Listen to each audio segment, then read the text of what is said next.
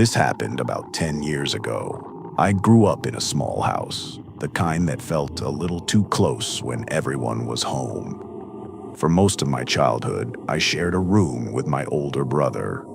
2 twin beds, 2 dressers, and barely enough space to walk between them.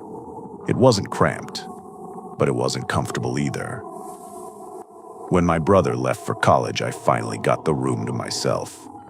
I moved his bed out, added a small desk against the wall, and for the first time, the space actually felt like mine. For 2 quiet years, that was my sanctuary, until I left for college too. By the time I came back, everything had changed again. My brother had already graduated and moved back home to start a city job. And of course, he reclaimed the room. Fair enough, I'd done the same to him once. So I ended up in the guest room upstairs. It was smaller, tucked beside my dad's office, directly above the garage. The kind of room that vibrated whenever the door opened. A deep rumble through the floorboards that you could feel in your chest. That's where this story begins. It was a Friday night in late summer. My parents were gone for the weekend, staying at our family's shore house. My brother was out of town for work, and I was alone. After a long, miserable day at work, I decided to stay in. I ordered takeout, showered, and got into bed with a book. The house was still. No voices, no footsteps, no movement. Just the low hum of the refrigerator downstairs and the soft ticking of the hallway clock. Around 11:30, I was halfway through a chapter when I heard it. That sound. The garage door. That deep mechanical groan that shakes the entire floor. It started slow, then built up, rattling the walls like a low thunder. I froze, because no one should have been home. It took me maybe 3 seconds to realize what I'd heard. Then another 3 for my heartbeat to pick up. My parents were hours away. My brother wouldn't be back until the next day. I felt that slow wave of dread rise through my body, the kind that starts in your stomach and spreads outward. I got out of bed and went to the window that overlooked the driveway. The garage door was wide open. But outside, the night was too dark to see anything else. No headlights, no movement, just the soft chirp of crickets. My first instinct was denial. I told myself maybe the system had glitched, or maybe my parents had forgotten something and come home unexpectedly. Anything to make sense of it. But my gut said otherwise. I went to the closet and pulled out one of my old baseball bats. It felt ridiculous at first, but my hands wouldn't stop shaking. I crept down the stairs, careful to avoid the one step that creaked. The air downstairs felt different, cooler, heavier, like the house itself was holding its breath. When I reached the bottom, I heard something faint. Voices. 2 of them, soft, muffled, coming from the far end of the hallway, my parents' room. I couldn't make out the words, just the low rhythm of conversation. But that was enough. Someone was in my house. I called 911, whispering the address, trying to keep my voice from cracking. The operator told me to stay quiet and not to approach. But that advice, it didn't stick. Something inside me refused to just wait. Maybe it was adrenaline, maybe stupidity, but I couldn't stand there doing nothing while strangers tore through my parents' room. So I gripped the bat tighter and moved. Each step toward the bedroom felt like walking into cold water. My breathing was shallow, my pulse heavy in my ears. When I reached the doorway, I could hear drawers sliding open. Things shifting, a purse being emptied, jewelry boxes moved. They were searching. I took one deep breath, then shouted. I don't remember what I yelled, maybe just a noise, but it was enough to make them jump. I ran in swinging. 2 men, one by the closet, one near the dresser. They froze for half a second, just long enough for me to connect the bat with one man's leg. He screamed and stumbled, crashing into the nightstand. The other man lunged at me before I could swing again. He tackled me hard, drove me into the carpet. The bat flew out of my hands. He was stronger, much stronger. Within seconds, his hands were around my throat. I couldn't breathe, couldn't move. I saw the other man crawl toward us, limping, holding something in his hand, a knife. I knew in that instant I wasn't getting out of there alive. Everything slowed down. The noise, the light, even the fear, all of it dimmed. I just remember thinking of my mom, how devastated she'd be when she found out. Then somewhere in the distance, faint but unmistakable, sirens. Police? Both men turned their heads. The one on top of me cursed, grabbed the bat, and swung, and everything went dark. When I opened my eyes, there was light again. A police officer knelt beside me, asking if I could hear him. My throat burned. My head throbbed. The room was chaos. Drawers pulled out. Things scattered across the floor. The back door stood wide open, letting in the cold night air. The officer said the intruders had run when they heard the sirens. Paramedics checked me over, said I might have a concussion, but I'd live. I refused the hospital. I just wanted to stay awake, stay aware. The police searched the neighborhood for hours, but the men were gone. They never found them. Later, when the shock faded, something started to bother me. The garage door. It can't be opened from outside. Not unless you have the program switch in my car. And I never locked my car. Whoever broke in knew that. They knew my family's weekend plans, my brother's schedule, everything. This wasn't random. It was someone who knew us. My parents installed security cameras the moment they came home. Motion lights, alarms, the works. But none of it erased the feeling that someone, somewhere, had planned that night, down to the smallest detail. I don't live there anymore. But sometimes, when I visit, I still glance at the garage door before I walk inside. That sound, that deep rumble through the floor, it still makes my chest tighten. Because I'll never forget that moment when I realized someone had opened it for me.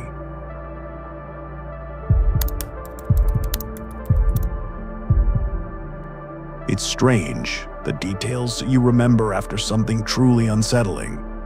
Not the big things, not the panic or the noise, but small, ordinary moments that felt wrong in quiet ways. For me, it was the sound of shoes on the basement steps. Soft, slow, like someone taking careful, deliberate steps in the dark. I grew up in a narrow two-story house, built sometime in the late 60s. The kind of place that creaked with the wind and carried every sound through the walls. The basement was unfinished, bare concrete, low ceiling, a single pull-chain bulb that barely lit the room. My father used it as storage. Old boxes, tools, some broken furniture stacked against the wall. I never liked going down there. The air always felt heavier. The light never reached the far corners, even when I was a kid. I used to run up the steps without looking back, as if I knew not to.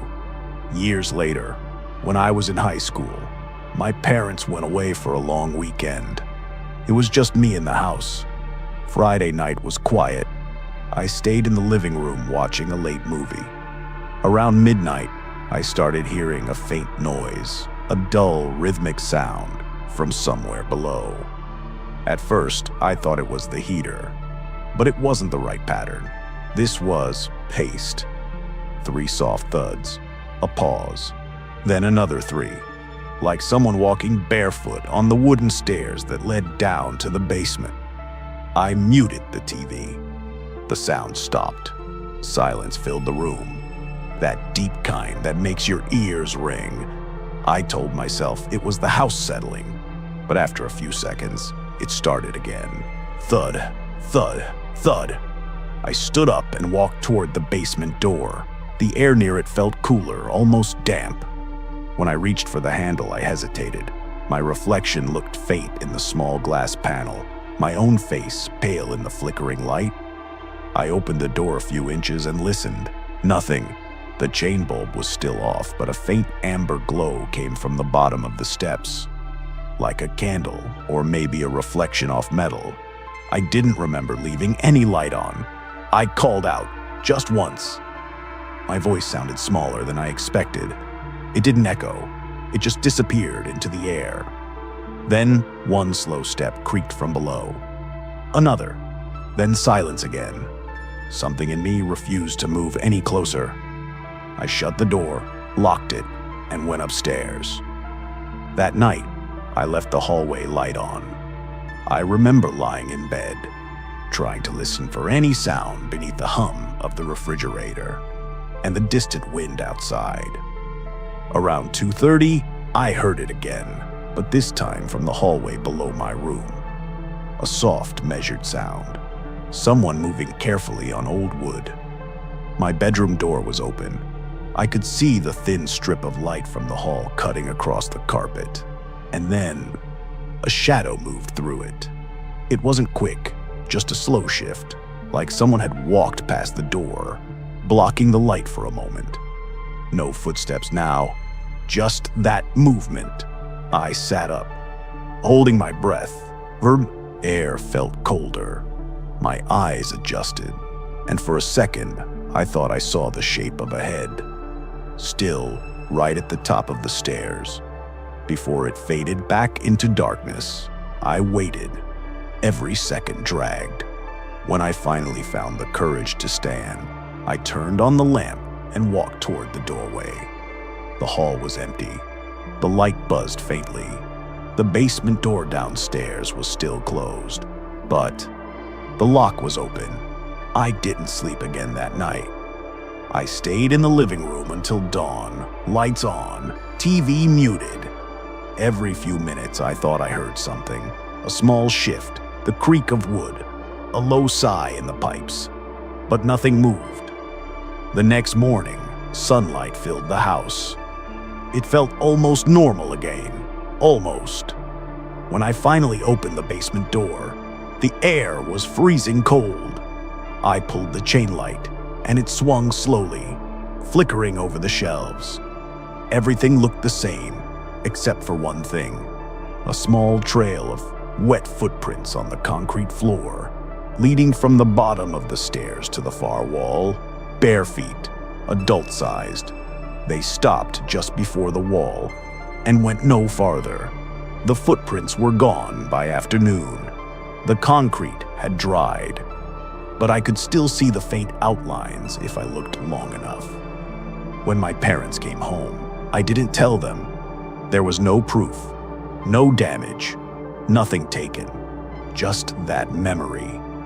The sound of someone walking carefully in the dark, stopping when I listened, waiting when I moved. I avoided the basement after that. My father joked about how little I used it. He never noticed the light chain moved differently. It hung twisted, like someone had spun it around and let it unwind. It's been over 10 years now.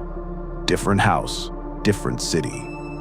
But every once in a while, when the night is still and quiet enough, I swear I can hear those same 3 soft thuds somewhere below me, and I still never leave the basement door open.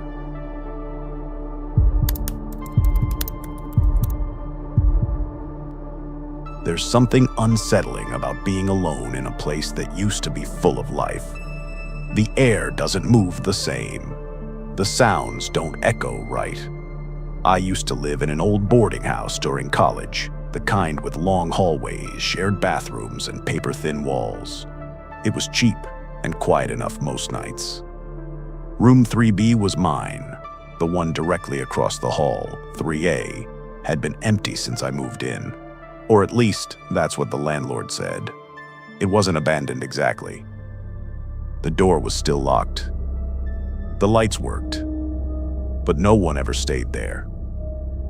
The window blinds were always closed, and no one ever came to clean or check it. Sometimes late at night, I thought I could hear faint sounds from inside.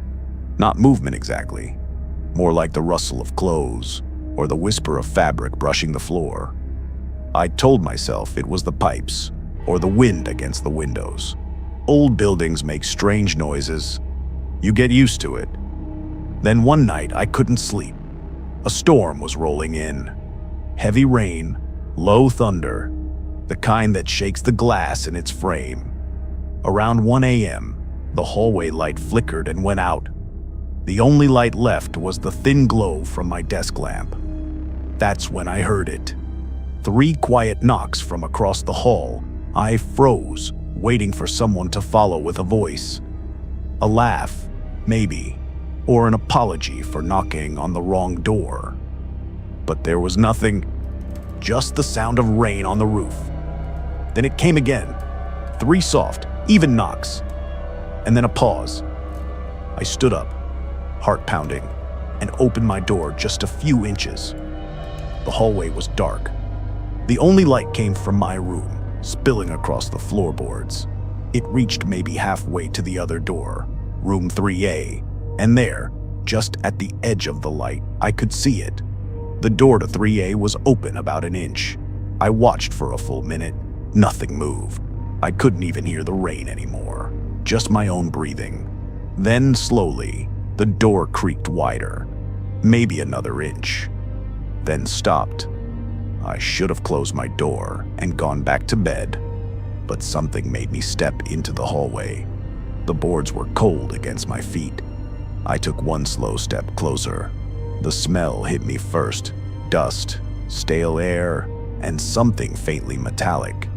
The kind of smell old radiators have when they haven't been used in years. When I reached the door, I pushed it open just enough to see inside. The light from my room stretched across the floor, cutting through the dark. I could see a small bed against the wall, a chair, and a desk under the window. The blinds were drawn tight. Then I noticed something else. A coat hanging on the back of the chair. Dark gray, still holding its shape, like someone had just taken it off. The air felt heavy, like the room had been closed for too long. I stepped back, reaching for the doorknob, but then a faint whisper broke the silence. It came from the far corner. I couldn't make out the words, just a low, steady sound. I froze, straining to listen. It sounded like breathing. I didn't wait. I pulled the door shut and locked it, then went back into my room and did the same. I sat on the edge of my bed for a long time, listening. The rain picked up again, washing out every sound. Eventually, I fell asleep with the lamp still on. The next morning, the hallway light was back. Everything looked normal. The door across from mine was closed again, the same way it always had been. I told the landlord what happened, half expecting him to laugh, but he didn't. He looked uneasy, avoided eye contact, and finally said, "That room's supposed to stay locked." When I asked why, he shook his head. "It's just better that way." Then he walked off. That night, I checked the door again before bed. Still shut tight, no sign of movement. I slept with the light off this time, but around 3 in the morning, I woke up to the sound of a doorknob turning. It wasn't mine. I looked toward the hall. The strip of light under my door flickered. Someone was walking past. Then came a soft knock. Not on my door, but on the one across from me. 3 quiet taps, and then silence. I didn't move, didn't breathe. I just listened as the hallway settled again. After a long pause, I heard the faint click of a door closing. The next morning, when I stepped out, the hallway was empty. But there was something new. A single muddy footprint just outside room 3A, pointed toward my door. After that, I started staying out later, spending more time at the library or a friend's apartment. I only went back to sleep But every time I walked that hallway, I felt watched. Like something behind that door knew when I was there. 2 weeks later, a new student moved into the room next to mine. On his first night, I heard him talking to someone in the hall. A calm, one-sided conversation, his voice low and polite. When I asked who he'd been speaking to the next day, he looked at me strangely. He said, "The woman from across the hall. She said she used to live here." I didn't answer. I just nodded and walked away. That was my last week in that building. I packed my things quietly, left before sunrise. When I turned to take one last look, the door to room 3A was open again, wide this time. The coat on the chair was gone. The landlord never asked why I left.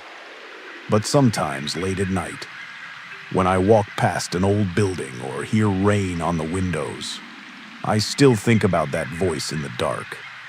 And I still wonder if that door ever really stayed closed.